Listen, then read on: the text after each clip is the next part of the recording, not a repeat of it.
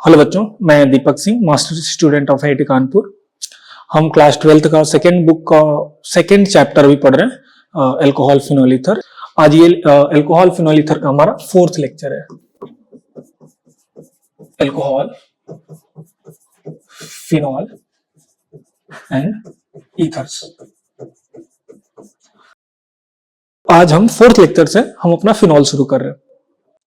Halo alkanes, hello arenes वाला chapter अगर आपने पढ़ा होगा तो वो भी यहाँ पे आपको हेल्प करने वाला है, क्योंकि अल्कोहल, जैसे अल्कोहल में जब हम मेथड ऑफ प्रिपरेशन पढ़ रहे थे तो वहां पे भी हमारा हेलो एल्केन हेलो एरीन्स वाला पार्ट आ रहा था और वहां से यूज होके वो अल्कोहल बना रहा था।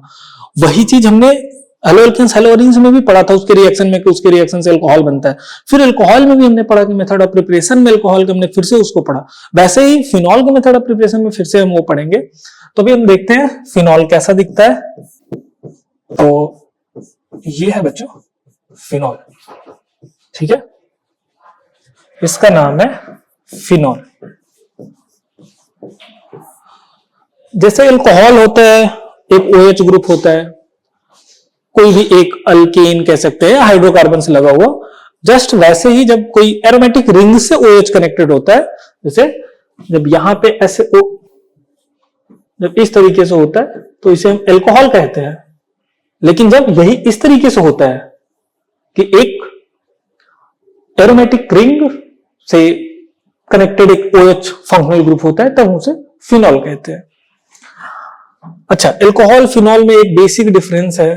देखो, लेट सपोज कि हम मेथनॉल ले लेते हैं, CH3OH। दोनों में OH ग्रुप है। अगर आप लेट सपोज अगर बेस से एक रिएक्शन कराते हो, तो मैंने आपको अल्कोहल में भी एसिडिटी का ऑर्डर बता रखा था। तो यहां से अगर कोई भी एक OH माइनस आएगा तो आपको पता है कि ये OH माइनस इस H प्लस को ले लेगा। अगर आपको पता हो तो ये कुछ इस तरीके से होता है और ये टूट के CH3O माइनस बन जाता है, CH3O माइनस प्लस H2। और अगर आप फिनॉल की बात करोगे तो फिनॉल में भी यही होता है कि अगर इसमें आप NaOH सोडियम हाइड्रोक्साइड डालते हो, OH माइनस कहां से आएगा? सोडियम हाइड्रोक्साइड डाल सकते हो, पोटेशियम हाइड्रोक्साइड डाल सकते हो, तो ये टूट जाता है और ये आपका बनता है। ये बच्चों ये ज्यादा अच्छा ये होता है दिखाना। मैं फिर से इसको दिखा देता हूं। वैसे आपके लेवल तक वो दिक्कत नहीं है इतना, पर अच्छा रिप्रेजेंटेशन होता है कि हम इस बॉन्ड को ऐसे काटते नहीं है, हम ऊपर से दिखाते हैं। तो ये आपका बन जाएगा O माइनस Na प्लस, यहां भी CH3O माइनस और Na प्लस प्लस H2, और इसके साथ भी यहां पे बनेगा H2। ठीक, तो ये वाला पार्ट तो हम पढ़ के आ रहे हैं। ये हमारा क्या है? अल्कोहल है। ये हमारा क्या है? अल्कोहल। इस वाले पार्ट में ये जो निगेटिव चार्ज है, देखो मैंने कहा कि इससे ये अलग है, तो कैसे है? ये जो निगेटिव चार्ज है वो उतना स्टेबलाइज नहीं है जितना कि इसमें ये निगेटिव चार्ज। कैसे? तो यदि आपने GOC पढ़ रखा होगा तो आपको पता होगा कि ये जो निगेटिव चार्ज है ये S पाई बॉन्ड के साथ रेजोनेंस में है। समझ में आ रहा? अगर आपने पढ़ा होगा तो आपको पता होगा कि डबल बॉन्ड, सिंगल, इसके बाद लोन पेयर हो, नेगेटिव चार्ज हो, पाई बॉन्ड हो तो रेजोनेंस होता है। तो ये जो नेगेटिव चार्ज है वो इस पाई बॉन्ड के साथ कॉन्जुगेशन में है, रेजोनेंस में है, तो इसके बाद ये इसका स्ट्रक्चर बन जाएगा। तो ये कुछ ऐसे नेगेटिव, डबल बॉन्ड O, और कुछ ऐसे हो गया। और फिर ये जो नेगेटिव चार्ज है वो आगे बना सकता है कुछ इस तरीके से, और ये पाई बॉन्ड टूट के यहां पे आएगा, तो ये आपका कुछ ऐसे हो जाएगा, double bond O, pi bond, और ये नेगेटिव चार्ज। उसके बाद यहां पे आपका ये जो नेगेटिव चार्ज है वो फिर से ऐसे पाई बॉन्ड बनाएगा और ये ऐसे यहां पे टूट जाएगा, और ये कुछ इस तरीके से आ जाएगा। ठीक, यहां पे negative charge, double bond O, pi bond pi bond. अब आप देख पा रहे हो इस अल्कोहल में ऐसा नहीं हो रहा था कि ये नेगेटिव चार्ज स्टेबलाइज हो या रेजोनेंस में जाए, पर फिनॉल के साथ ऐसा हो रहा है कि ये जो नेगेटिव चार्ज है वो पूरे बेंजीन रिंग में रेजोनेंस में ऐसे इलेक्ट्रॉन डेंसिटी पूरा डीलोकलाइज्ड है। अगर इस ऐसे देख रहे हो ये नेगेटिव चार्ज नीचे आया और ये पूरे रिंग में ऐसे घूम रहा, तो ये नेगेटिव चार्ज स्टेबलाइज हो गया। अच्छा, स्टेबलाइज होने से क्या होगा? स्टेबलाइज होने से ये हो जाएगा कि यहां जो ये H है उसके निकलने की पॉसिबिलिटी बढ़ जाएगी। जो यहां पे निकल रहा था यहां भी निकल रहा था, पर उतना अच्छे से नहीं निकलेगा जितना अच्छे से वहां निकलेगा, क्योंकि वो अपने पीछे जो नेगेटिव चार्ज को छोड़ के जाएगा वो अच्छे से स्टेबलाइज हो रहा। और फिर से देखो ये दोबारा अगर ऐसे बना देते हो तो फिर हम वहीं पे पहुंच जाएंगे जहां से हमने शुरू किया था, O-। ठीक, नाम भी आप याद रखो, इसको कहते हैं सोडियम, सोडियम Na है तो सोडियम, अगर K होगा तो पोटेशियम। और ये जो CH3 लगा है तो मिथॉक्साइड, अगर CH3 की जगह पे CH3CH2 कर देंगे तो इथॉक्साइड, या सिंपली अगर कोई अल्केन हम अगर बात कर रहे हैं R लगाया तो उसे हम कहते हैं एल्कोक्साइड। तो यहां पे ये क्या है? Sodium methoxide. इसे क्या पढ़ेंगे? Sodium methoxide. और ये यहां पे हम पढ़ते हैं सोडियम, सोडियम फिनॉक्साइड, फिनॉक्साइड। ठीक, तो ये है आपका सोडियम मिथॉक्साइड, ये है आपका सोडियम फिनॉक्साइड। ये जो Na को छोड़ के ये जो पूरा बचा हुआ है इसको हम फिनॉक्साइड आयन बोलते हैं। तो आपको समझ में आया? इससे होगा क्या कि यहां पे अब जो ये माइनस के साथ यहां पे हम Na+ लिख दे रहे हैं, नेगेटिव चार्ज की स्टेबिलिटी बढ़ रही है, नेगेटिव चार्ज की स्टेबिलिटी बढ़ रही है, तो इसका मतलब H+ जल्दी निकलेगा, और H+ जल्दी निकलने का मतलब यह है कि एसिडिटी उसकी ज्यादा हो गई। तो अगर हम एसिडिटी की बात करेंगे, एसिडिटी अभी फिर से मैं फिजिकल प्रॉपर्टी में फिर से आपको बताऊंगा, पर यहां पे मुझे लगा कि आपको बता देना बेटर होगा कि ये कैसे अलग होता है। तो एसिडिटी आपका फिनॉल का ज्यादा होगा एल्कोहल से, एल्कोहल से। तो ये आप याद रखोगे, ठीक है? एसिडिटी का ये ऑर्डर है, ठीक। इसके बाद थोड़ा बहुत आगे स्ट्रक्चर हम की बात कर लेते हैं, उसके बाद हम पूरे रिएक्शंस पे चलेंगे। तो देखो कुछ नॉमेनक्लेचर है वो आपको पता होना चाहिए, क्योंकि वो बार बार पूछ लिए जाते हैं, ठीक। एकदम जैसे अल्कोहल चला था एकदम वैसे ही चलेगा, आप नोट साथ साथ में बनाते जाओगे तो आपको बाद में भी चीजें याद रहेंगी।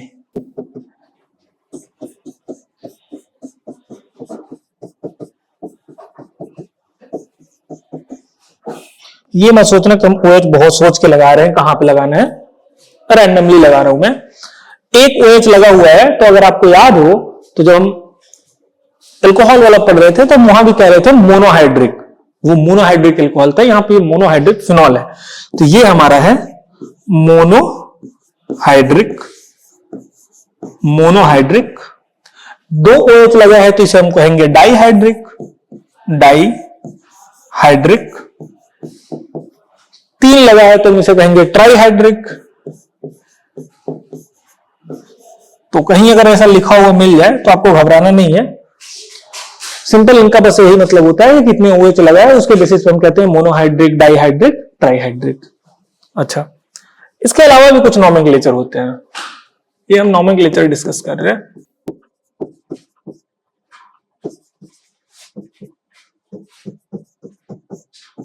ठीक है,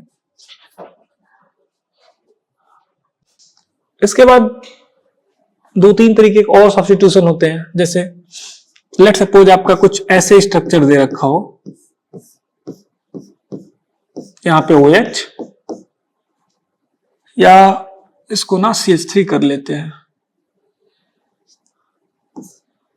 CH3, और इसके ऑर्थो पोजीशन पे OH। एक और मान लेते हैं, यहां पे CH3 ऐसे ही रहने देते हैं। और अगर आपको पता है कि नहीं, मैंने बता रखा है, फिर भी मैं फिर से बता रहा हूं कि अगर CH3 के रिस्पेक्ट हम देखेंगे तो ऑर्थो पोजीशन पे OH लगा है, फिर यहां पे अगर हम OH लगाते हैं तो CH3 के रिस्पेक्ट में मेटा पोजीशन हो जाएगा, और यहां पे हम करेंगे तो पैरा पोजीशन हो जाएगा। तो अभी हम यहां पे लगा रहे हैं OH, और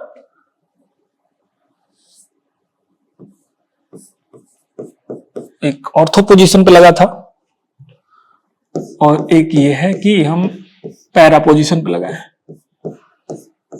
कुछ ऐसा। ये तो चेंज नहीं हुआ, फिर से चेंज करके ताकि आपको अलग से दिखे। CH3 हो चुका है, तो मैंने यहां लिखना है OH। ठीक, अब देखो, जब ये ऑर्थो पोजीशन पे, पहले तो ये समझ लो कि जब भी एक CH3 और एक OH लगा होगा उसे हम कहते हैं क्रिसॉल। क्या कहते हैं हम? इसका नाम होता है क्रिसॉल, ये इसका स्पेलिंग होता है। ये भी है आपका क्रिसॉल, और ये भी है आपका क्रिसॉल। ठीक, अब केवल क्रिसॉल कहने से तो कोई स्ट्रक्चर नहीं बना पाएगा कि हम किसकी बात कर रहे हैं, इसकी बात कर रहे हैं, इसकी बात कर रहे हैं, तो हमें पोजीशन बताना होगा। तो इसके रिस्पेक्ट में यहां पर फंक्शनल ग्रुप को हम पहले प्रायोरिटी देते हैं, तो हम OH के रिस्पेक्ट में देखेंगे तो इसके जस्ट बगल वाले में है, तो ये ऑर्थो है, ये भी ऑर्थो पोजीशन है, और ये इसका पैरा पोजीशन है। ठीक, फिर से OH के रिस्पेक्ट में देखेंगे तो ये ऑर्थो है, ये ऑर्थो है, ये मेटा है, यहां भी ये मेटा था, और ये पैरा है, इधर ये मेटा है। ठीक, यहां पे देखेंगे OH के रिस्पेक्ट में तो बगल वाले दोनों ऑर्थो हैं, उसके ऊपर वाले मेटा आएंगे, और फिर पैरा आएंगे। ठीक है, तो इसको बोलते हैं ऑर्थो क्रिसॉल, इसको बोलते हैं मेटा क्रिसॉल, और इसको बोलते हैं पैरा क्रिसॉल। बस इतना ही है। अगर आपको ऑर्थो मेटा पैरा करना आता है तो आप बता लोगे। स्ट्रक्चर आपको ये याद रखना, क्योंकि ये जनरल यूज में होते हैं, बार बार पूछे जाते हैं। अब देखो, ये इनका था कॉमन नेम। ये क्या था? ये था आपका कॉमन नेम। अच्छा, IUPAC नेम क्या होगा? IUPAC name,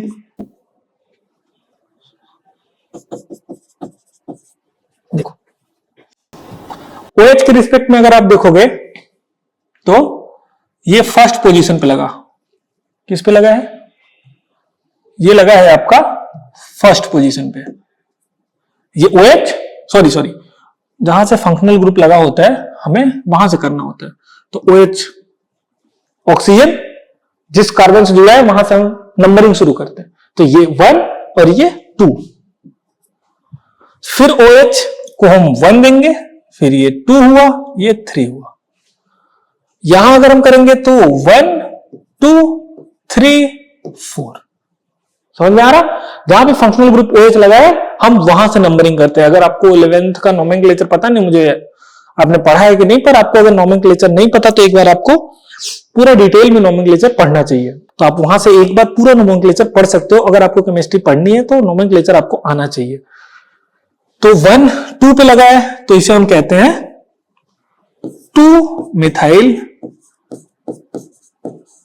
phenol. 2 methyl phenol. ये 3 पे लगा है तो इसे हम कहते हैं 3 मिथाइल फिनॉल। देखो, दो वर्ड के बीच में कभी भी हम हाइफन वाला चिन्ह नहीं देते, तो ये हो जाएगा 3 मिथाइल फिनॉल, और ये हमारा हो जाएगा 4 मिथाइल फिनॉल। ठीक, 4 मिथाइल फिनॉल। तो ये इसका IUPAC नेम है और ये आपका जनरल नेम है। इसके बाद एक और आपका स्ट्रक्चर होता है जो आपको याद होना चाहिए, वो होता है आपका कुछ इस तरीके से। एक यहां पे OH और जस्ट बगल वाले पे OH। एक और ऐसा हो सकता है कि यहां पे OH और ऑर्थो के बजाय मेटा पोजीशन पे अगेन OH। एक तीसरा स्ट्रक्चर ऐसा हो सकता है कि यहां पे OH और फिर पैरा पोजीशन पे OH। तो आप देख पा रहे होगे, एक OH के रिस्पेक्ट में देखोगे तो दूसरा एक ऑर्थो में, एक मेटा में और तीसरा पैरा पे। क्या नाम होता है इसका, ये भी आपको याद रखना है। तो इसका नाम होता है कैटिकॉल। कैटिकॉल। इसका नाम होता है रेसोर्सिनॉल। रेसोर्सिनॉल। और इसका नाम होता है हाइड्रोक्विनोन।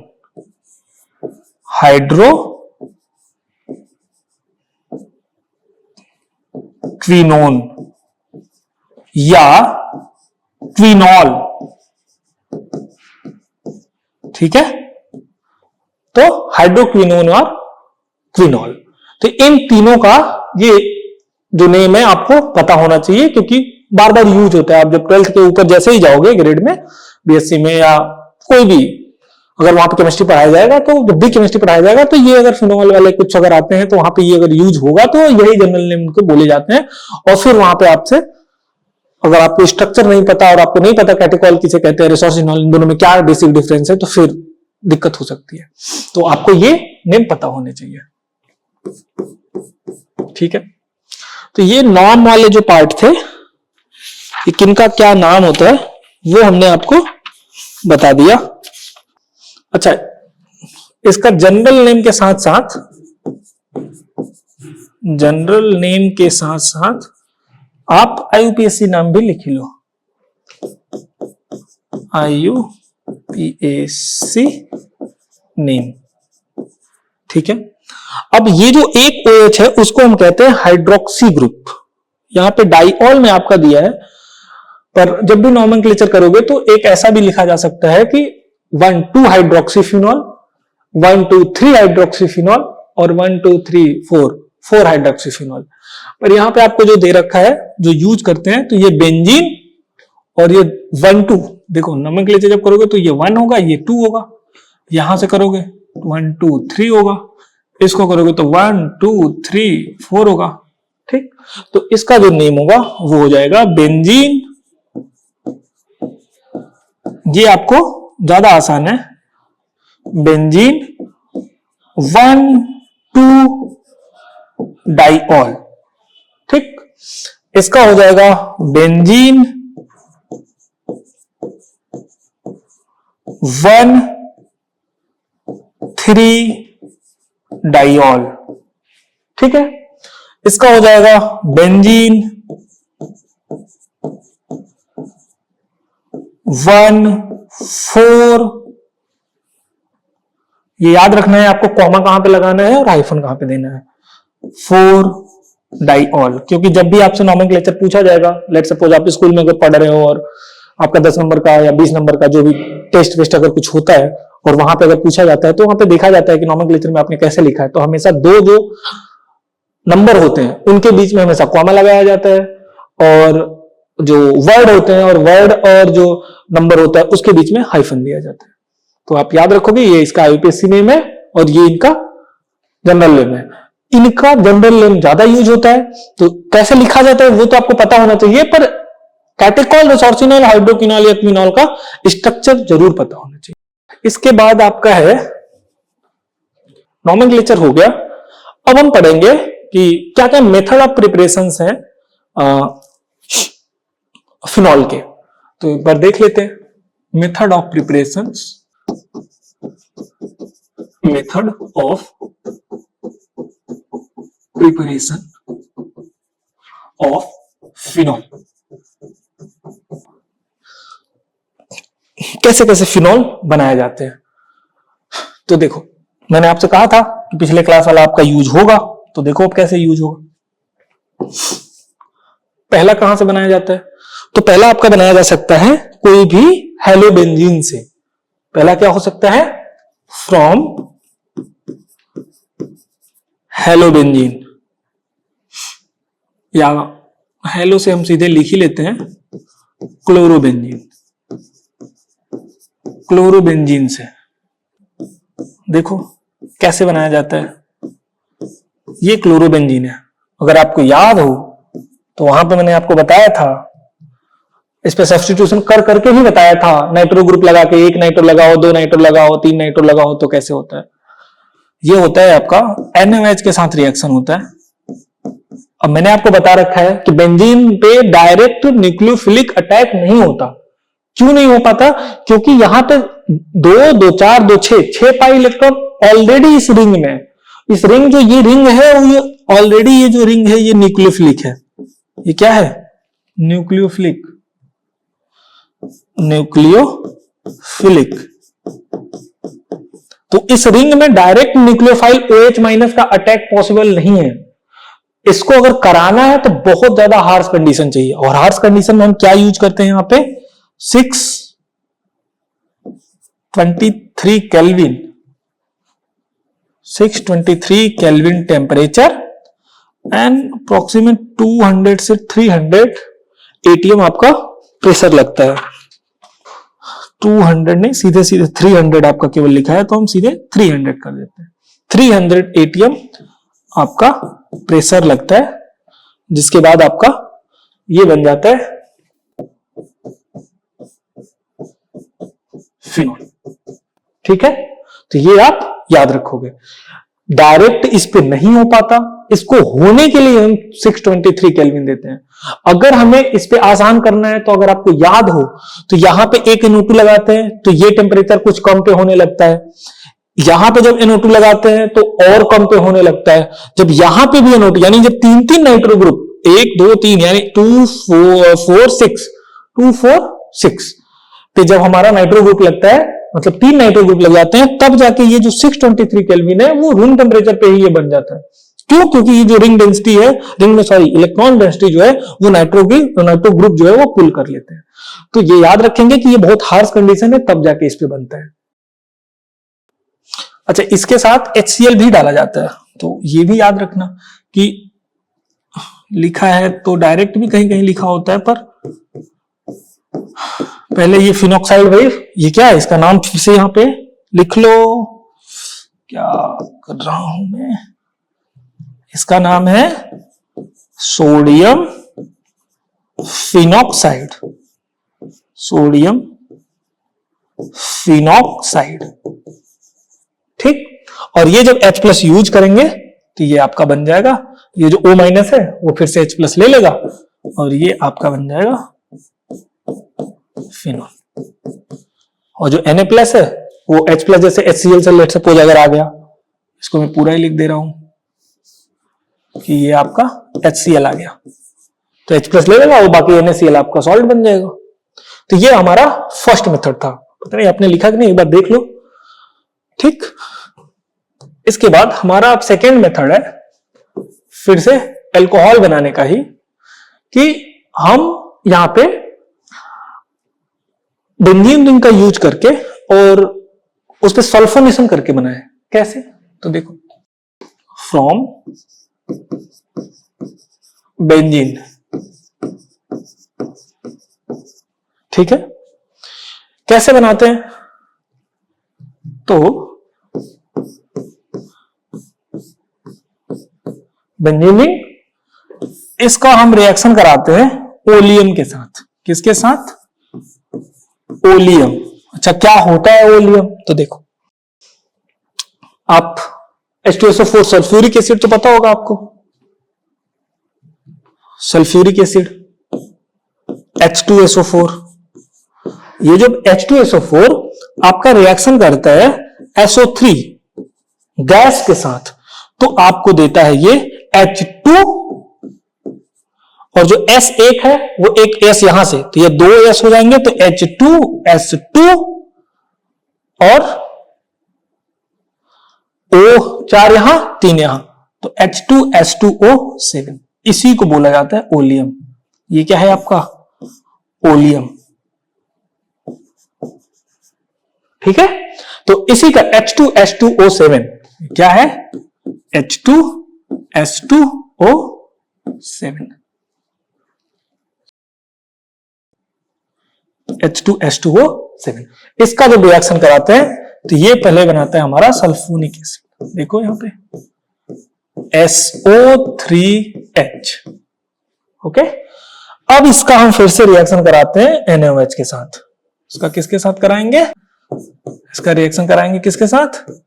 NaOH के साथ। और NaOH के साथ कराएंगे तो ये जो सल्फर है वो सल्फर डाइऑक्साइड गैस बनके निकल जाएगा और आपका यहां पे बन जाएगा फिनॉल। ये आपका बन जाएगा फिनॉल। ठीक, तो कुछ इस तरीके से रिएक्शन प्रोसीड होता है। अच्छा, इसके साथ भी आपका वो डाला होता है, पहले HCl और दूसरा H+ या HCl डाल दो। ठीक, अच्छा क्यों डाल रहे हैं अगर सोचा जाए तो एकदम वैसे जैसे यहां पे देखो ये सोडियम फिनॉक्साइड पहले बन रहा था ना, उसका रीजन ये है कि बच्चों जब भी यहां पे अगर आप बनाओगे और जब भी NaOH अगर प्रेजेंट होगा फिनॉल में तो कभी भी NaOH फिनॉल ये जो बन गया ना, अगर H+ नहीं डालोगे तो ये फिनॉल को फिनॉल रहने ही नहीं देगा। फिनॉल को तुरंत ये NaOH है, ये इसको NaOH से फिनॉल भले बना रहा पर फिनॉल में ना चेंज करके ये तुरंत इसको फिनॉक्साइड बना देगा। ये OH- जो बचा हुआ रहेगा वो तुरंत H+ को खा जाएगा और यहां से सोडियम फिनॉक्साइड बन जाएगा। तो सोडियम फिनॉक्साइड को फिर से फिनॉल में लाने के लिए या जो NaOH बाकी प्रेजेंट उन सबको न्यूट्रलाइज करने के लिए हम फिर से HCl डालते हैं। तो सेम वैसे ही जैसे यहां पे हमने डाला था, ये डाला था ना सोडियम फिनॉक्साइड और फिर HCl डाल के OH बनाया था, एकदम वैसे ही यहां पे भी आगे यहां पे सल्फोनिक एसिड बनेगा और उसके बाद फिर से जब NaOH यूज करोगे तो फिर अब आपका ये फिनॉल बनेगा। अगर एक स्टेप दिखाना चाहते हो तो पहले ये NaOH रिएक्ट करेगा और ये O- Na+ बनेगा और फिर ये O- इस H+ को लेगा और फिर OH बन जाएगा। तो आपको समझ में आ गया होगा कि हम HCl बाद में क्यों यूज कर रहे हैं, नहीं तो वो फिनॉक्साइड पर ही छोड़ देगा। ठीक, तो ये हमारा हो गया फिनॉल बनाने का सेकेंड मेथड। अच्छा, थर्ड मेथड क्या होता है? From aniline. कैसे बनता है? तो देखो एनिलीन किसको कहते हैं? तो ये जो है इसको बोलते हैं एनिलीन। इसका क्या नाम है? एनिलीन।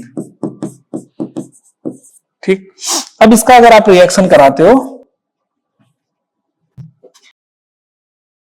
NaNO2 HCl 0 से 5 डिग्री सेल्सियस। ठीक है, NaNO2 सोडियम नाइट्रेट बोलते हैं, NaNO2 HCl नाइट्राइड बोलते हैं, सोडियम नाइट्राइड के साथ HCl और 0 से 5 डिग्री सेल्सियस के अंदर कराते हैं, यानी कि हम इसे मिला लेते हैं इन दोनों को और फिर इनको रख दिया जाता है ऐसे दो टेस्ट ट्यूब में मिला के और रख दिया जाता है आपका S को और इन दोनों को मिला के आपस में ये जो NaNO2 है ये आपस में मिलके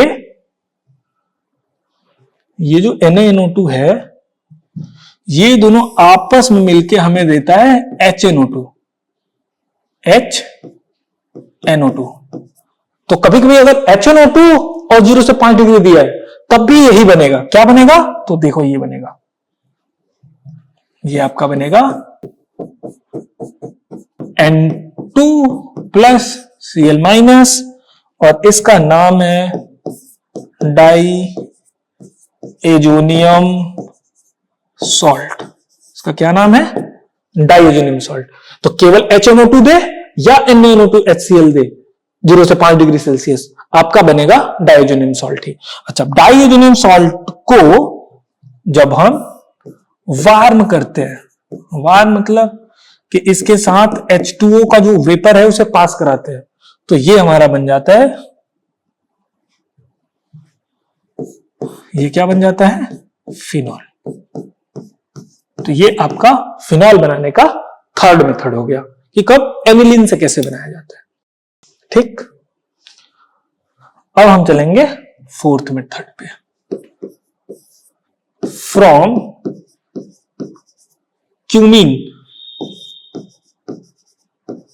क्यूमीन क्या होता है? क्यूमीन तो आपका क्यूमीन होता है ये CH3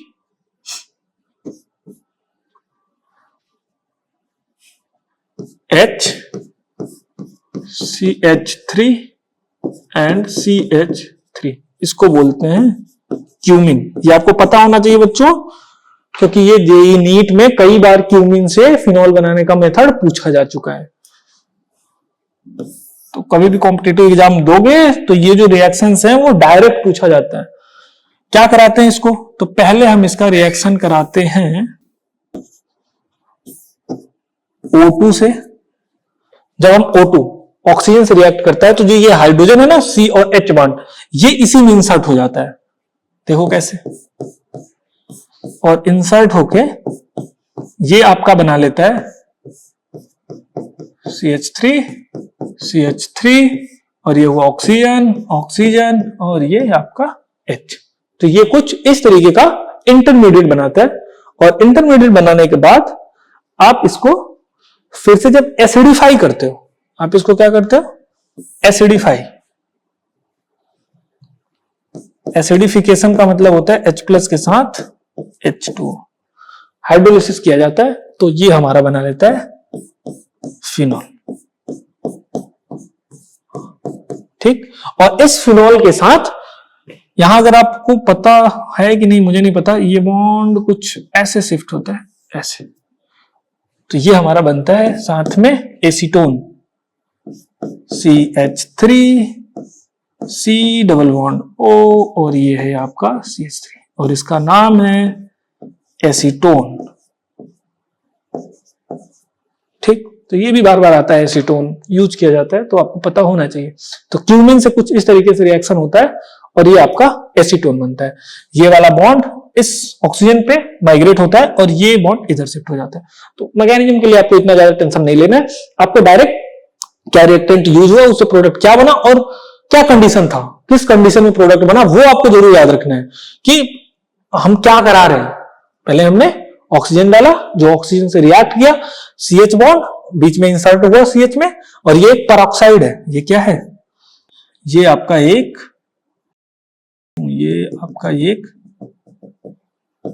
पेरोक्साइड बॉन्ड है,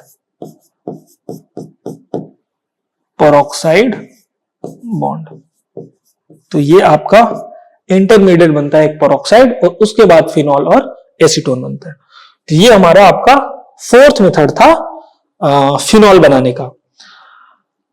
आपके जो सिलेबस में दे रखा है वो 4 मेथड ही दे रखे हैं फिनॉल के बनाने के। और भी मेथड होते हैं पर वो आपका सिलेबस में नहीं है, तो उसे डिस्कस करने से कोई मतलब नहीं है। तो आपको ये 4 मेथड यूज करके रखने, मतलब याद करके रखना है कि कैसे बनाए जाते हैं। मेथड ऑफ प्रिपरेशन के बाद आपका आता है फिजिकल प्रॉपर्टीज ऑफ फिनॉल। पहले ये डिस्कस कर लेते हैं क्या होता है फिजिकल प्रॉपर्टीज में। तो पहले तो मैंने आपको वो एसिडिफिकेशन वाला बता दिया कि जो फिनॉल होता है वो ज्यादा एसिडिक होता है कंपेयर टू एल्कोहल। ठीक है, कैसे, क्यों ज्यादा होता है, तो वो भी मैंने आपको बताया कि ये जो OH है, जब ये जाएगा और O- बनाएगा,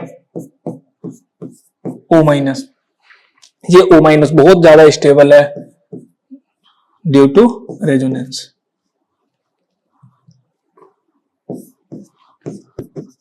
This is very stable due to resonance। ठीक, तो ये जो नेगेटिव चार्ज है वो आपका जो बेंजीन रिंग में पाई बॉन्ड है उसके साथ रेजोनेंस के कारण अच्छा स्टेबल है, और उसी के कारण ऐसा होगा कि जो एसिडिटी होगा, एसिडिटी वो फिनॉल की हमेशा ज्यादा होगा अल्कोहल से। तो ये आपको याद रखना है। क्यों होगा? क्योंकि अल्कोहल जो हम बनाते हैं, कोई भी अल्केन लगा होता है, जब हम अल्कोहल की बात करते हैं तो कोई भी एक अल्केन लगा होता है, हम सिंपल मेथनॉल पहले लेकर आपको बता रहे हैं, और ये जब बेस यूज करोगे या H+ जाएगा तो ये CH3O- बनेगा, और इस नेगेटिव चार्ज को स्टेबल करने वाला कोई नहीं है। CH3 तो और प्लस आई इफेक्ट देके इसे अनस्टेबल ही करेगा, बट यहां पे नेगेटिव चार्ज स्टेबल है ड्यू टू रेजोनेंस। तो ये हुआ एसिडिटी का रीजन कि एसिडिटी कैसे आता है और फिनॉल अल्कोहल से ज्यादा एसिडिक क्यों होता है। मान लो इसी में अगर आपसे कहा जाए कि एसिडिटी में ही नाइट्रोफिनॉल की बात किया जाए।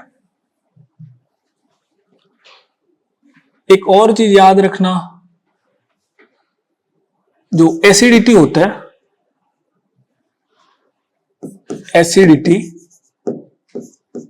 is directly proportional to Ka and inversely proportional to, यहां लिख लेते हैं, directly proportional to Ka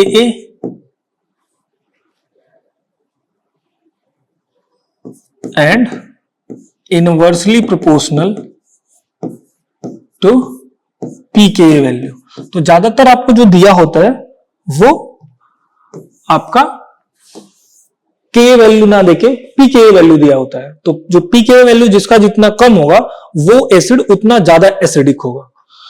जैसे आपका कुछ वैल्यूज दे रखा है, कभी कभी कॉम्पिटिटिव एग्जाम में आपका पीके वैल्यू दिया होता है और उस बेसिस पे आपको बताना होता है कि एसिडिटी का ऑर्डर क्या होगा। जैसे यहां पे आपका बुक में दे रखा है ऑर्थोनाइट्रोफिनॉल, स्ट्रक्चर क्या होगा ऑर्थोनाइट्रोफिनॉल का, तो देखो ये हमारा फिनॉल हुआ, ऑर्थो पोजीशन पे जब हम नाइट्रो ग्रुप लगाएंगे NO2 तो इसका नाम होता है ऑर्थो नाइट्रोफिनॉल। सेम इसी तरीके से ऑर्थो के जगह पे अगर हम मेटा पे लगा दें नाइट्रो को तो इसको कहते हैं हम मेटा नाइट्रोफिनॉल। और अगर नाइट्रो को हम पैरा पे लगा दें, ये OH ग्रुप, और यहां पे नाइट्रो लगा दें तो इसे हम कहते हैं पैरा नाइट्रोफिनॉल। ठीक है, हमसे पूछा जाता है कि ऑर्थो, मेटा और पैरा नाइट्रोफिनॉल में कौन ज्यादा एसिडिक है, और कभी कभी रीजन भी पूछ लिया जाता है कि क्यों। तो देखो पहले तो इसका आगे पीके वैल्यू लिख लो। इसका पीके वैल्यू है ऑर्थो का 7.2 और पैरा का आपका है 7.1 एंड मेटा का है आपका 8.3। तो अगर एसिडिटी का ऑर्डर रखोगे तो एसिडिटी जो होगा, एसिडिटी वो इनवर्सली प्रोपोर्शनल है पीके वैल्यू के। फिर से लिख दे रहा हूं यहां पे, इस हिसाब से जो एसिडिटी का ऑर्डर होगा, अगर मैं इसको ए बोल दूं, इसको बी बोल दूं, इसको सी बोल दूं, तो सबसे ज्यादा एसिडिक कौन होगा, सबसे कम किसका है, सी, यानी कि सी सबसे ज्यादा एसिडिक होगा। फिर ए, और फिर सबसे ज्यादा 8.3 बी का है तो इसका सबसे कम होगा बी। यानी ऑर्थोमेटा पैरा में अगर आप लिखोगे तो सबसे ज्यादा एसिडिक आपका है पैरा नाइट्रोफिनॉल, सबसे ज्यादा आपका होगा पैरा वाला, फिर आपका होगा ऑर्थो वाला, और इसके बाद होगा आपका मेटा वाला। तो ये आपको याद रखना है। कैसे आ रहा है, अगर मान लो कंपेयर करेंगे, आपको वैल्यूज नहीं याद और आपको अगर कंपेयर करना है या आपको रीजन जानना है क्यों हो रहा, तो देखो यहां हम बनाते हैं ऑर्थोनाइट्रोफिनॉल,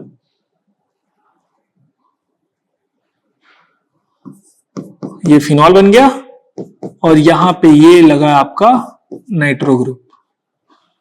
हमने बनाया यहां पे मेटा नाइट्रोफिनॉल और हमने ये बनाया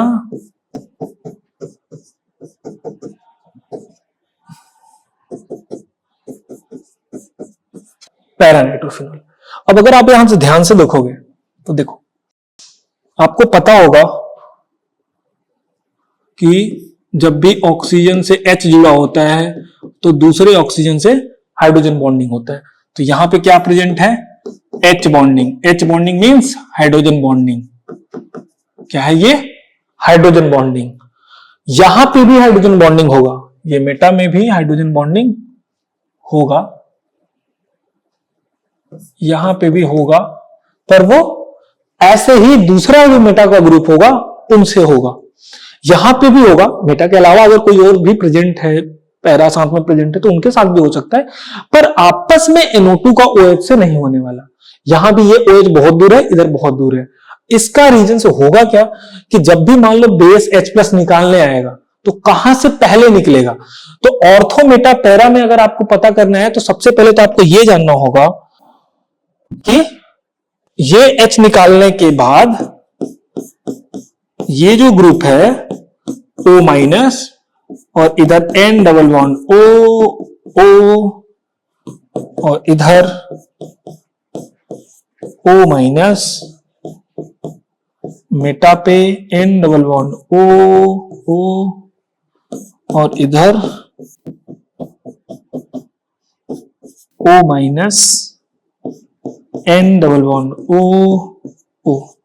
ठीक है, तो अगर आपको ये पता है कि रेजोनेंस होता कैसे है, तो देखो यहां पे H+ अगर निकाल दो पहले, तो ये जो निगेटिव चार्ज है इधर रेजोनेंस ऐसे बनाएगा इधर, और इसके बाद इस पाई बॉन्ड को अगर मैं थोड़ा सा शिफ्ट करा दूं, मतलब कुछ ऐसे बना दो, ऐसे बना दिया मैं। ठीक, तो अब देखो ये पाई बॉन्ड ऐसे मूव करेगा और ये ऐसे टूट जाएगा, दिख रहा। तो ये जो NO2 है वो -M डायरेक्टिंग होता है जब भी ये ऑर्थो पैरा पे लगा होता है, पर जब मेटा पे होता है तो -I होता है। तो यहां से ये क्या है, ये जो पूरा ग्रुप है ये -M इफेक्ट लगाएगा। लेकिन यही जब मेटा पोजीशन पे होगा, ये क्या है आपका ऑर्थो पोजीशन, ये है मेटा, ये है पैरा, यहां भी ऑर्थो, ये मेटा, ये पैरा, यहां भी ऑर्थो, ये बगल वाला ऑर्थो, मेटा, पैरा। ठीक, तो आपको पता होगा M इफेक्ट जो लागू होता है वो केवल ऑर्थो एंड पैरा पोजीशन पे होता है, मेटा पे नहीं होता। तो मेटा पे NO2 का नाइट्रोजन के इलेक्ट्रोनेगेटिव होने के कारण केवल -I इफेक्ट लगेगा। तो ये केवल -I इफेक्ट यहां लगाएगा, एंड पैरा पे फिर से ये -M इफेक्ट लगाएगा, और इस -M इफेक्ट के कारण आपका ये निगेटिव चार्ज फिर देखोगे तो यहां ये डीलोकलाइज होगा, ये ऐसे बॉन्ड बनाएगा और ये पाई बॉन्ड ऐसे शिफ्ट होगा और ये टूट जाएगा। ठीक, यही जब आप मेटा के साथ करोगे तो यहां पे नहीं आने वाला, इसको दोबारा लेके आओगे, किसी भी तरीके से बनाओगे, ये कभी भी नाइट्रोजन में ऑक्सीजन वाले नाइट्रोजन के ऑक्सीजन वाले पे नहीं जाने वाला निगेटिव चार्ज।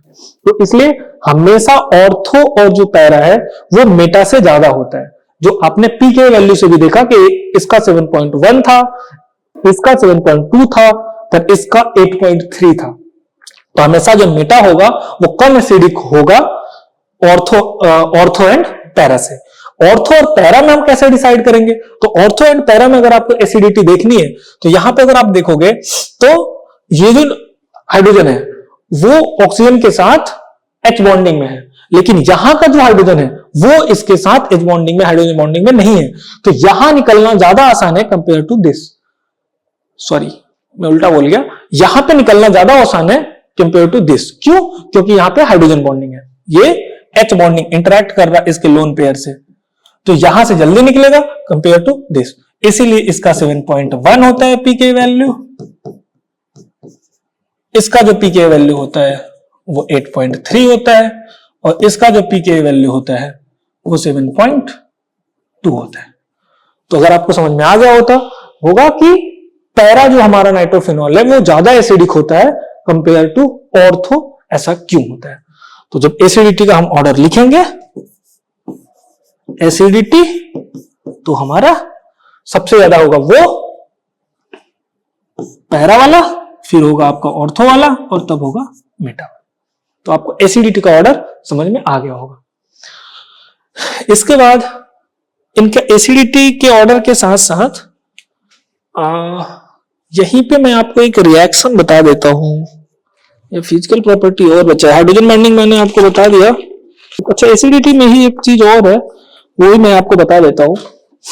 लेट सपोज क्रिसॉल ले लेते हैं कोई भी, CH3 OH, एक फिनॉल ले लेते हैं और एक नाइट्रोफिनॉल ले लेते हैं कोई भी, OH NO2। ठीक, अब देखो अगर हमसे कहा जाए कंपेयर एसिडिटी, क्या बोला जाए? कंपेयर ऑर्डर ऑफ एसिडिटी, कौन ज्यादा एसिडिक है? इसको ए बोल दिया, इसको बी बोल दिया, इसको सी बोल दिया। इन तीनों में हमें बताना है कि कौन ज्यादा एसिडिक है। कैसे पता करेंगे? तो देखो हमने आपको बताया कि कभी भी एसिडिटी अगर आपको पता करना है तो पहले आप H+ को निकाल दो, निगेटिव चार्ज बनाओ, उसकी स्टेबिलिटी देखो, जिसमें वो ज्यादा स्टेबल होगा वो जल्दी H+ दे देगा, क्योंकि H+ जाने के बाद भी निगेटिव चार्ज स्टेबल है। तो फिर से इसमें कर लेते हैं। देखो इसमें हमने इनका फिनॉक्साइड आयन बना रहा हूं, ये जो CH3 है वो ऐसे ही रहेगा O-, इसका बनाया हमने इधर O-, और इसका फिर हमने फिनॉक्साइड आयन बना रहा इधर O-, और ये आपका NO2। अब देखो कि इन तीनों में कौन ज्यादा स्टेबल है।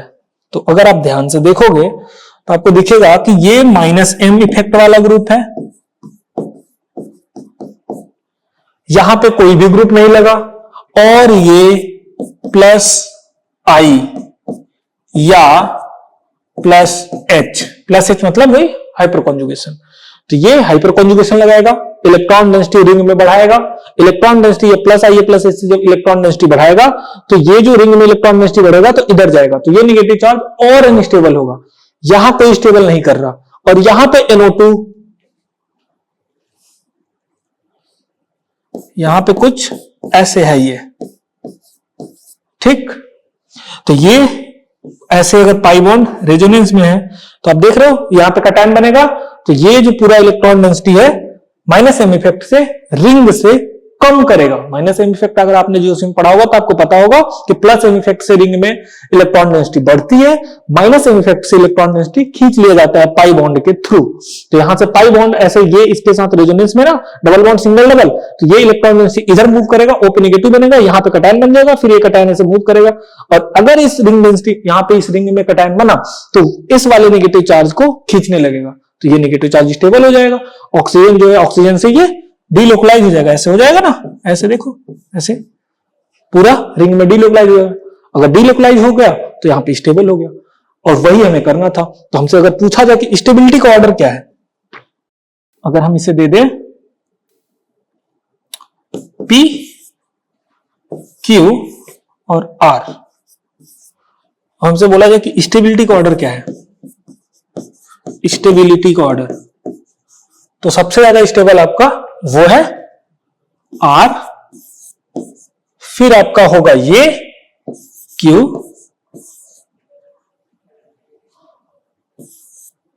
और फिर आपका होगा P। इसमें कम से कम अगर कोई स्टेबल नहीं कर रहा तो अनस्टेबल भी नहीं कर रहा, और यहां पे CH3 अनस्टेबल कर रहा, इसके कारण ये आपका सबसे ज्यादा स्टेबल है। अब अगर वो सबसे ज्यादा स्टेबल है तो उसके, इसको हम कहते हैं, अगर ये एसिड है तो इसे हम कहते हैं कॉन्जुगेट बेस। तो अगर जो कॉन्जुगेट बेस ज्यादा स्टेबल है तो उसका जो एसिड होगा वो ज्यादा एसिडिक होगा, तो हमारा C सबसे ज्यादा एसिडिक होगा। उसके बाद आपका होगा B, और फिर होगा आपका A। तो ये आपका ऑर्डर हो गया एसिडिटी का। ये किसका ऑर्डर है? एसिडिटी का। सबसे ज्यादा एसिडिक आपका नाइट्रो C, फिर B, फिर A। तभी आपको समझ में आ जाएगा होगा कि NO2 जो नाइट्रोफिनॉल होते हैं वो सबसे ज्यादा एसिडिक होते हैं, फिर फिनॉल होता है, फिर क्रिसॉल होता है। ठीक, अच्छा कोई एल्कोहल अगर आता है तो उससे तो ये ज्यादा ही होंगे। अगर हमसे कोई एल्कोहल से बोला जाए कंपेयर विद एल्कोहल, तो हमेशा जो CH3OH होगा इससे जो फिनॉल होगा ये, तो ये हमेशा ज्यादा रहेगा एसिडिटी। क्यों? क्योंकि वहां पे यहाँ पे जो नेगेटिव बनेगा वो रेजोनेंस में तो स्टेबलाइज होगा ही, थोड़ा सा ये इलेक्ट्रॉन डेंसिटी बढ़ाएगा पर रेजोनेंस तो नहीं कर जाने वाला, यहाँ तो कुछ नहीं है रेजोनेंस के लिए, इसलिए ये हमेशा ज्यादा होगा एसिडिटी। बाकी आगे वाले जो जैसे थे वैसे ही रहेंगे। ये हुआ आपका एसिडिटी का ऑर्डर। एसिडिटी के बाद आपका है फिनॉल्स का इलेक्ट्रोफिलिक एरोमेटिक सब्स्टिट्यूशन रिएक्शन। ये बहुत इंपॉर्टेंट पार्ट है। क्या है आपका electrophilic aromatic substitution reaction on phenol. Phenol पे हम इलेक्ट्रोफिलिक एरोमेटिक सब्स्टिट्यूशन करने वाले हैं। तो देखो कैसे होगा वो। तो पिछला वाला फिर से यहां पे यूज होने वाला है। थोड़ा सा मैं फास्ट चलूंगा क्योंकि मुझे ये कंप्लीट करना है यहां पे। देखो अच्छा, एक चीज यहां से आने से पहले मैं पिछले वाले स्लाइड पे ही आपको बता दे रहा हूं क्या कि इसका यदि आप रिएक्शन कराते हो NaOH से तो एसिड बेस रिएक्शन होगा और सिंपल आपका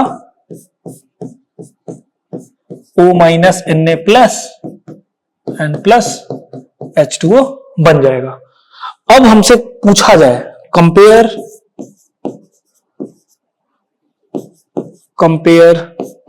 rate of electrophilic substitution reaction. ESR का मतलब समझ लो यहां पे क्या होता है, शॉर्ट में मैं लिख रहा हूं इलेक्ट्रोफिलिक सब्स्टिट्यूशन रिएक्शन। रेट अगर हमें कंपेयर करना हो फिनॉल का, किसका हम कंपेयर कर रहे हैं, एक हम कर रहे हैं फिनॉल का और इसी का अगर हम फिनॉक्साइड आयन ले लें O माइनस, इसका नाम है फिनॉक्साइड और इसका नाम है फिनॉल। इन दोनों में अगर हमें कंपेयर करना हो कि दोनों में से कौन ज्यादा इलेक्ट्रोफिलिक सब्स्टिट्यूशन रिएक्शन देगा, तो जिस आपको पता है इलेक्ट्रोफिलिक सब्स्टिट्यूशन जो रिएक्शन होगा वो इस रिंग में होगा, इस रिंग में होगा। तो जिसमें इलेक्ट्रॉन डेंसिटी ज्यादा होगा वो इलेक्ट्रोफाइल, पता है आपको, इलेक्ट्रॉन डेफिशिएंट स्पीसीज को बोलते हैं, जिसको इलेक्ट्रॉन चाहिए। तो जिसके पास इलेक्ट्रॉन ज्यादा होगा वो इलेक्ट्रोफिलिक सब्स्टिट्यूशन रिएक्शन ज्यादा देगा। तो आपको पता होगा कि ये चूंकि निगेटिव चार्ज बन चुका है, यहां पे इसका लोन पेयर नीचे आता है जबकि यहां पे नेगेटिव चार्ज ऑलरेडी है। तो ये ज्यादा न्यूक्लियोफिलिक है, ज्यादा न्यूक्लियोफिलिक है। तो ये मैं इसे यहां पे लिख दे रहा हूं, phenoxide ion is more nucleophilic than phenol,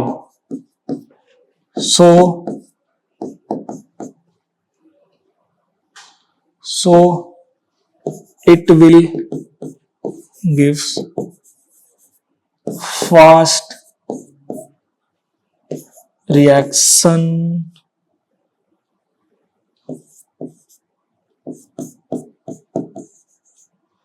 with electrophile.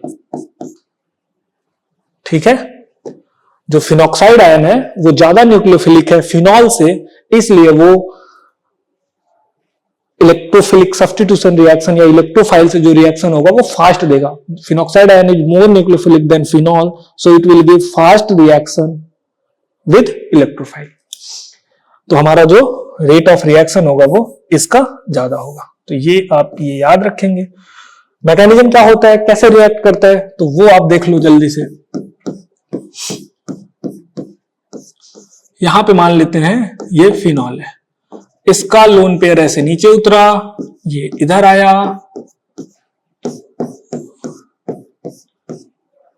ये ऐसे, यहां पे नेगेटिव चार्ज, ओ अपना लोन पेयर दिया तो उस पे पॉजिटिव। यही सोचो यहां पे अगर लोन पेयर के बजाय अगर H+ निकल के नेगेटिव होगा तो यहां पे पॉजिटिव नहीं आएगा। फिर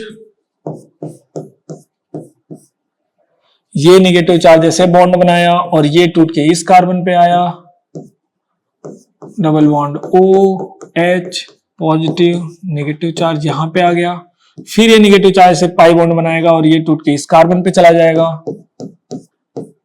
तो ये आपका इधर पाई बॉन्ड शिफ्ट हुआ, इधर नेगेटिव OH पॉजिटिव, और अगले में ये नेगेटिव चार्ज फिर से बॉन्ड बनाएगा और ये इधर चला गया। तो हम जहां से चले थे वहीं पे फिर से पहुंच गए। ठीक हुआ क्या, इससे हमने ये दिखाया कि बेंजीन फिनॉल में जो बेंजीन रिंग होता है उसमें कहां कहां पे इलेक्ट्रॉन डेंसिटी जाती है। तो ये सब है इसके रेजोनेटिंग स्ट्रक्चर। ये सब क्या है, resonating structure, resonating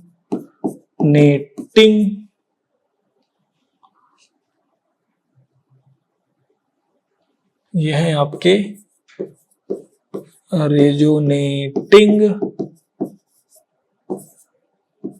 structure of phenol. ये फिनॉल के रेजोनेटिंग स्ट्रक्चर है। अगर इसी का हम रेजोनेंस हाइब्रिड बनाएंगे तो पाई बॉन्ड ऐसे कुछ घूम रहा, यहां पे ऑक्सीजन, इधर H, ऑक्सीजन पे देखो कुछ समय के लिए पॉजिटिव चार्ज आ रहा, तो इसको हम लिखेंगे यहां पे डेल्टा पॉजिटिव। इस ऑर्थो, दोनों ऑर्थो पोजीशन पे, ये ऑर्थो पैरा पोजीशन पे, फिर उस वाले ऑर्थो पोजीशन पे नेगेटिव आ रहा, तो यहां होगा डेल्टा नेगेटिव, इधर डेल्टा नेगेटिव, इधर डेल्टा नेगेटिव। तो ये है हमारा रेजोनेंस हाइब्रिड। इसको क्या बोलते हैं, रेजोनेंस हाइब्रिड। रेजोनेंस हाइब्रिड ऐसा क्यों, इसको मतलब क्यों बता रहे हैं, तो इसका यह है कि जब भी अब इलेक्ट्रोफाइल आएगा, इलेक्ट्रोफिलिक सब्स्टिट्यूशन रिएक्शन कराना है, तो जब भी इलेक्ट्रोफाइल आएगा, इलेक्ट्रोफाइल क्या होता है, इलेक्ट्रॉन डिफिशिएंट स्पीसीज। इसको क्या चाहिए, इलेक्ट्रॉन चाहिए। कहां कहां पे इस बेंजीन रिंग में इलेक्ट्रॉन है, तो इस ऑर्थो पोजीशन पे, यहां पैरा पोजीशन पे, यहां ऑर्थो पोजीशन पे। तो ये या तो इस इन तीनों पोजीशन में से कहीं पे भी जा सकता है। ठीक, अब मैं आपको दिखाता हूं कि वो कहां पे जाएंगे। तो देखो mechanism of electrophilic substitution reaction. ठीक, कैसे होता है, तो देखो OH, इस पाई बॉन्ड को थोड़ा मूव करा के बनाते हैं, ऐसे बना लेते हैं। ठीक है, यहां से कोई भी एक इलेक्ट्रोफाइल आया तो ये पाई बॉन्ड इस पे अटैक किया, जैसे ही अटैक किया तो हमारा बन जाएगा ये पाई बॉन्ड जैसे वैसे ही। अब आपको पता है कि इलेक्ट्रोफाइल अगर ये पाई बॉन्ड अटैक किया है तो ऑर्थो पोजीशन पे जाएगा, ये पाई बॉन्ड अटैक करेगा तो पैरा पोजीशन पे जाएगा। तो ये आपका कुछ ऐसे बन जाएगा और यहां बनेगा पॉजिटिव चार्ज। इस पॉजिटिव चार्ज को स्टेबलाइज करने के लिए ये जो हाइड्रोजन है वो रिमूव होगा -H+ के रूप में और ये फिर से बेंजीन रिंग बन जाएगा OHE। समझ में आ रहा कि मैकेनिज्म कैसे फॉलो होता है। ये जो पाई बॉन्ड है वो अटैक किया इलेक्ट्रोफाइल पे, कभी भी हमें इलेक्ट्रोफाइल कभी अटैक नहीं करता, न्यूक्लियोफाइल अटैक करता है, इलेक्ट्रॉन डेंसिटी अटैक करती है। तो अभी यहाँ पे ये इलेक्ट्रोफाइल है, ये न्यूक्लियोफिलिक है, तो ये पाई बॉन्ड अटैक करा। इन तीनों में से कोई भी कर सकता है, तो मैं अभी इसको दिखा रहा हूं कि ये अगर इस पे अटैक किया तो यहां पे क्यों नहीं लगा, क्योंकि आपको पता है कि यहां पे इलेक्ट्रॉन डेंसिटी ज्यादा होता है ऑर्थो पोजीशन पे, इस पे नहीं होता। पीछे वाले में मैंने आपको स्लाइड में यहां बता चुका हूं कि यहां पे इलेक्ट्रॉन डेंसिटी इन दोनों ऑर्थो पोजीशन पे पैरा पोजीशन पे ज्यादा होता है, इसलिए जो इलेक्ट्रोफाइल आएगा वो यहां पे अटैक करेगा। यहां पे भी करेगा तो मैं अभी आपको दिखा रहा हूं। तो देखो यहां पे करा, इसके बाद ये जो पॉजिटिव चार्ज है इस बेंजीन रिंग में ऐसे घूम भी सकता है, तो रेजोनेटिंग स्ट्रक्चर भी बनाया जाता है, उसको हम कहते हैं पाई कॉम्प्लेक्स। ये ऐसे फॉर्म हो जाए तो यहां पे पॉजिटिव, ये इधर इलेक्ट्रोफाइल, इधर O, इधर H, फिर ये ऐसे मूव किया तो कुछ ऐसे बन जाएगा। यहां पे ये इलेक्ट्रोफाइल, इधर O, इधर H, फिर से यहां से हाइड्रोजन ये ऐसे रिमूव होगा और ये मिल जाएगा। इसको बोलते हैं पाई कॉम्प्लेक्स। इसको क्या बोलते हैं? पाई कॉम्प्लेक्स। ठीक, तो ये आपको समझ में आ रहा होगा कि इसका मैकेनिज्म कैसे फॉलो होता है, कोई इलेक्ट्रोफाइल जाके अटैच कैसे होता है बेंजीन रिंग में। ये था ऑर्थो पोजीशन का। मान लो पैरा पोजीशन पे अगर मैं अटैक कराना हो तो क्या होगा? OH। अब मान लेते हैं फिर से कोई इलेक्ट्रोफाइल आया, क्या होगा? अब की बार इस पाई बॉन्ड को ना अटैक करा के हम इस पाई बॉन्ड को अटैक करा रहे हैं। तो देखो इधर O, इधर H, यहां पे इलेक्ट्रोफाइल लगेगा। जो जब ये पाई बॉन्ड अटैक करेगा तो आपको पता है इस ऑर्थो, यहां पे डेल्टा नेगेटिव यहां पे था और पैरा पोजीशन पे था। तो इन तीनों में से ऑर्थो वाला हम दिखा चुके हैं, हम पैरा वाला दिखा रहे हैं। तो यहां पे लगेगा और यहां पे बनेगा पॉजिटिव चार्ज। फिर से ये पॉजिटिव चार्ज वैसे ही घूमेगा, जो अभी मैं नहीं दिखा रहा हूं आपको, सीधे मैं आपको प्रोडक्ट दे रहा हूं। ये हाइड्रोजन कुछ इस तरीके से फिर से पाई बॉन्ड क्यों हो रहा है? ताकि एरोमेटिसिटी गेन हो जाए। एरोमेटिसिटी अगर आपके कंपाउंड में आती है तो स्टेबिलिटी आपका कंपाउंड का बढ़ जाता है। और ये आपका बन गया। इसका भी अगर बनाना ही चाहते हो तो ऐसे बना सकते हो कि ये पाई बॉन्ड ऐसे मूव किया इधर,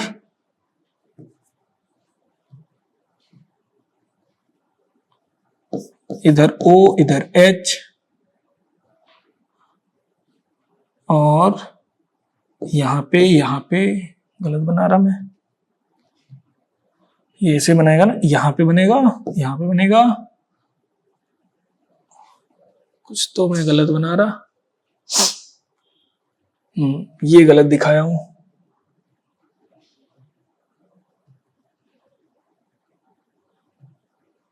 ये देखो, ये जब इधर नीचे बनाया है तो वो तो मैंने आपको दिखा दिया, इसको मैं दूसरे कलर से दिखा देता हूं ताकि कंफ्यूज ना हो। अगर ये ऐसे मूव किया इधर से तो ये आपका बन जाएगा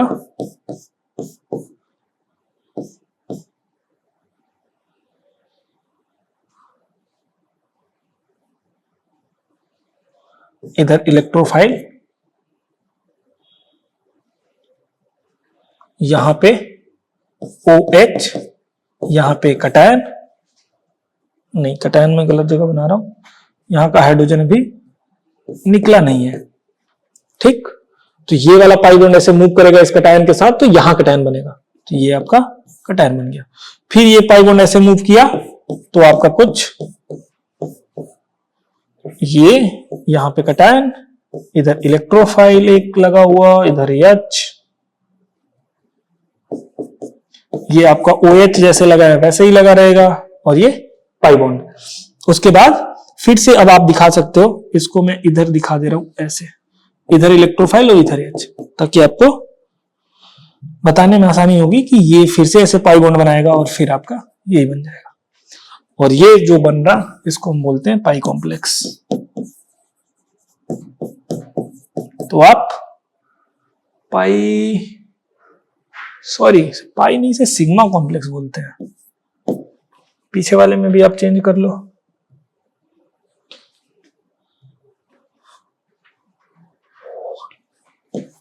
सिग्मा कॉम्प्लेक्स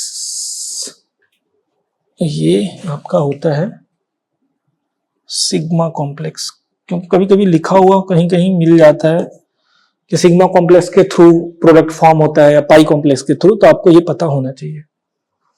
ये हुआ इलेक्ट्रोफिलिक सब्स्टिट्यूशन रिएक्शन का मैकेनिज्म। इसके बाद आपका आता है कि ऑर्थो और पैरा में कौन सा मेजर बनेगा।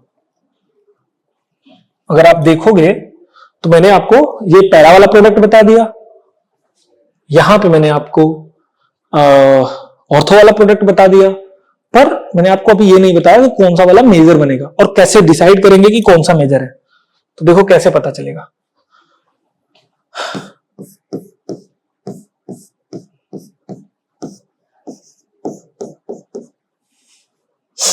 देखो ये फिनॉल है। फिनॉल में जब आप इलेक्ट्रॉन डेंसिटी को नीचे लेके आ रहे हो बेंजीन रिंग में, तो यहां पे डेल्टा निगेटिव बन रहा है, यहां पे डेल्टा निगेटिव बन रहा है और यहां पे डेल्टा निगेटिव बन रहा है। ये किससे बन रहा? ये प्लस एम इफेक्ट से बन रहा है। ये किससे बन रहा है? ये प्लस एम इफेक्ट से बन रहा है ऑक्सीजन के। यहां पे भी लिख लो ये इसके प्लस एम इफेक्ट के कारण ऐसा हो रहा कि ऑर्थो एंड पैरा डायरेक्टिंग। मैंने आपको यहां बताया था ना, ये क्या है? प्लस एम इफेक्ट लगाता है आपका ये। ठीक, इसके बाद तो मैं आपको ये बता रहा हूं कि प्लस एम इफेक्ट के बेसिस पे आप ये नहीं बता पाओगे कि इसमें और इसमें कौन सा ज्यादा मेजर कौन सा बनेगा, क्योंकि जितना इलेक्ट्रॉन लोन पेयर से डीलोकलाइज हो रहा वो बराबर मात्रा में यहां भी जा रहा है, यहां भी जा रहा और यहां भी जा रहा। तो इस बेसिस पे आप डिसाइड नहीं कर पाओगे कि ऑर्थो मेजर बनेगा या पैरा मेजर बनेगा।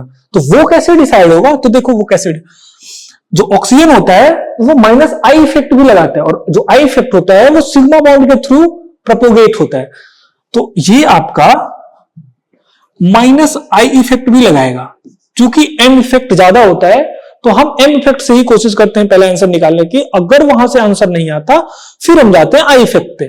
तो चूंकि हमारा एम इफेक्ट से तीनों जगह पे इलेक्ट्रॉन डेंसिटी बराबर जा रहा, तो हमें नहीं पता चल रहा कि इन दोनों में से, ऑर्थो और पैरा में से कौन सा प्रोडक्ट मेजर बनेगा। तो उसके लिए अब हम लगाएंगे आई इफेक्ट, और आई इफेक्ट में ऑक्सीजन ज्यादा इलेक्ट्रोनेगेटिव है कार्बन से, तो इसलिए ये ऑक्सीजन जो है वो माइनस आई इफेक्ट लगाते हैं, minus I effect.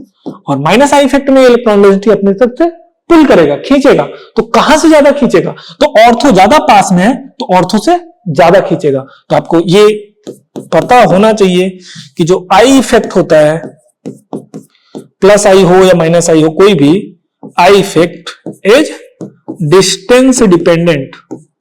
Distance dependent, जैसे जैसे डिस्टेंस बढ़ता है आपका वैसे वैसे आई इफेक्ट कम हो जाता है। I effect is inversely proportional to distance. Distance बढ़ाओगे तो आई इफेक्ट कम होता जाएगा। जनरली हम 3 कार्बन तक देखते हैं, उसके बाद हम नेग्लेक्ट मान लेते हैं। लेकिन यही जब एम इफेक्ट होता है, एम इफेक्ट प्लस एम हो या माइनस एम हो, वो डिस्टेंस इज डिस्टेंस इंडिपेंडेंट। इसलिए ऑर्थो और पैरा पे बराबर मात्रा में लगा था, इंडिपेंडेंट। ठीक, तो यदि आपका ये डिस्टेंस डिपेंडेंट है तो इसका मतलब ये है कि ऑर्थो पोजीशन से ये ज्यादा पुल करेगा कंपेयर टू पैरा। तो अगर हम इस बेसिस पे देखेंगे तो यहां से थोड़ा सा इलेक्ट्रॉन डेंसिटी और खींच लिया गया। अगर यहां से थोड़ा सा इलेक्ट्रॉन डेंसिटी खींच लिया गया, दिया तो सब जगह बराबर था, पर यहां से थोड़ा सा खींच लिया तो इस जगह पे इलेक्ट्रॉन डेंसिटी जितना आया था उतना ही है, जबकि ऑर्थो पोजीशन पे अब उतना नहीं है। क्यों? क्योंकि आई इफेक्ट से थोड़ा सा ऊपर चला गया।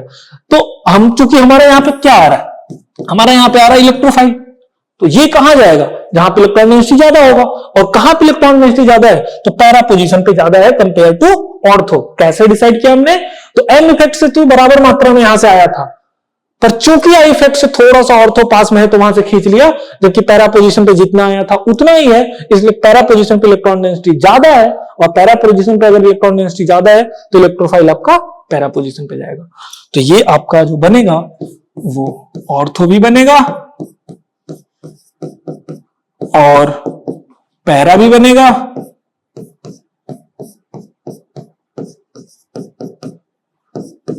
बट जो पैरा प्रोडक्ट है ये मेजर प्रोडक्ट बनेगा और ये आपका माइनर बनेगा। कैसे डिसाइड होता है वो हमने आपको बता दिया। कैसे हमने किया है? तो due to minus I effect of oxygen OH, some electron density, some electron density is pulled upward. So electron density is greater at para position compared to ortho, so that electrophile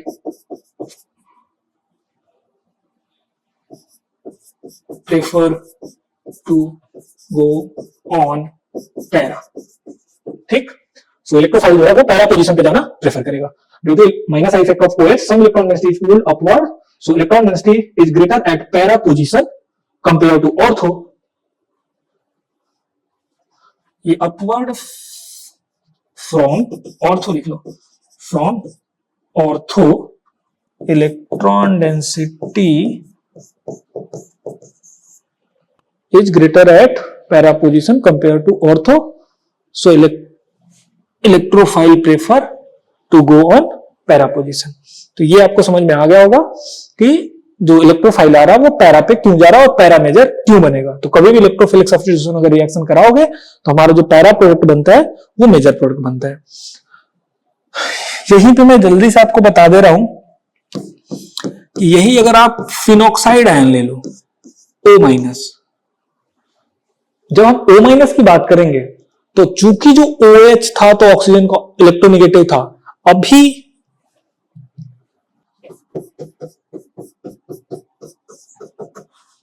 ये याद रखना कि both are plus M. क्या है? Both are plus M effect donor, but ये आपका plus I effect लगाता है. क्यों? क्योंकि ऑक्सीजन पे नेगेटिव चार्ज आ चुका है और यहां पे OH जो है वो ये जो है वो माइनस I इफेक्ट लगाता है. तो देखो जब ये माइनस I इफेक्ट लगाया तो यहां पे इलेक्ट्रॉन डेंसिटी ऑर्थो पे पुल कर लिया था, खट गया था, तो पैरा पे बढ़ा हुआ था जिसके कारण पैरा पे आया. ये यहां पे प्लस I इफेक्ट लगा के यहां पे इलेक्ट्रॉन डेंसिटी ऑर्थो पे बढ़ाएगा. तो चूंकि अभी जो ऑर्थो पे इलेक्ट्रॉन डेंसिटी होगा वो पैरा से बढ़ जाएगा. यहां पे खींचा जा रहा था, यहां पे दिया जा रहा, तो यहां पे जब दिया जाएगा तो ऑर्थो पोजीशन पे हमारा इलेक्ट्रॉन डेंसिटी बढ़ जाएगा. यहां याद रखेंगे due to plus I effect of O-, electron density at ortho position is greater than para position. So electrophile prefer to go at ortho position. जहां पे इलेक्ट्रॉन डेंसिटी ज्यादा होगा इलेक्ट्रोफाइल वहीं पे जाने का प्रयास करेगा. तो चूंकि due to plus I effect of O-, electron density at ortho position is greater than para position, so electrophile prefer to go at ortho position. अब देखो यहां पे अगर मान लेते हैं कि आपका ये फिनॉक्साइड आयन दे रखा है O- और इसका रिएक्शन आपका कराया गया कोई इलेक्ट्रोफाइल से, तो आपका जो बनेगा वो O- यहां पे भी इलेक्ट्रोफाइल लगेगा और एक और बनेगा जिसमें यहां पे लगेगा. बट आपको याद रखना है कि इसमें ऑर्थो पोजीशन वाला मेजर बनेगा, ये माइनर बनेगा. जबकि जब आप फिनॉल लोगे और यहां पे इलेक्ट्रोफाइल लेके आओगे तो यहां भी आपका OH से एक इलेक्ट्रोफाइल ऑर्थो पे और दूसरा इलेक्ट्रोफाइल पैरा पे लगेगा, बट जब आपका फिनॉल होगा तो यहां माइनस आई इफेक्ट से ये वाला पोजीशन कम बनेगा और ये वाला ज्यादा, तो यहां पे पैरा मेजर बनेगा, ये माइनर बनेगा। तो ये आपको याद रखना, बहुत सारे कॉम्पिटिटिव एग्जाम में पूछे जाएंगे। जब भी फिनॉक्साइड आयन होता है, फिनॉक्साइड आयन, उस समय पे हमारा ऑर्थो जो प्रोडक्ट होता है वो मेजर बनता है, वही जब हमारा फिनॉल होता है वहां पे पैरा प्रोडक्ट मेजर बनता है। तो ये दो चीजें आप याद रखोगे, पूछा जाता है। इस लेक्चर को हम यहीं पे कंक्लूड कर रहे हैं। Thank you.